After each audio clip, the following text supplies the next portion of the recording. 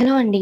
వినాయక చవితికి మనం తామర పూలు, కలువ పూలు తెచ్చుకుంటాం గదా! అవి పూర్తిగా తెచ్చుకుంటే తెల్లారికి పూజ టైంకి వడిలిపోతాయని మొగ్గలైతే తీసుకుంటూ ఉంటాం గదా! అయితే ఈ వర్షాలకి మొగ్గలు తెచ్చుకున్నా కూడా పూర్తిగా విచ్చిపోవట్లేదండి.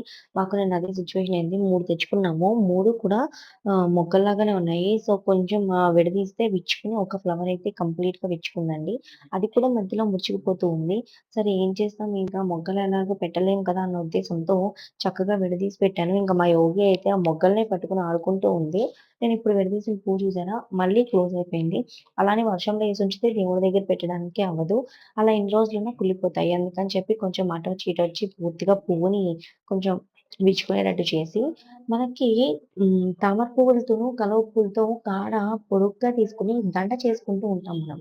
అది మీ అందరికీ తెలిసే ఉంటుంది. నేనైతే ఈ దండ చేసుకోవడం మా రిలేటివ్ అయిన సీతా పెద్దమ్మ దగ్గర అలా నేర్చుకున్నాను. సో, అదైతే చేశానండి నిన్న. మొత్తానికి దండ చేయడం అయితే వచ్చింది.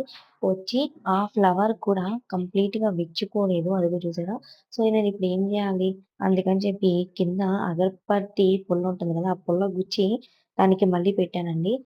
మొత్తం 3 తెచ్చాం కదా! ఇంకా 2 మొక్కల్ని కూడా అలాగే విడదీసి వినాయకుడి దగ్గర పెట్టేసాను. ఒకటైతే ఇట్లా సుబ్రహ్మణ్యేశ్వర స్వామికిను, అప్పాజీకి కలిపి వేసినట్టు వేశానండి.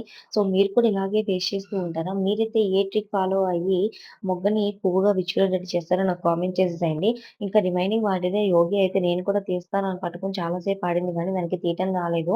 ఇంకా అలాగే వినాయకుడి దగ్గర కాడలు తుడిపేసి పెట్టేసామండి మేము.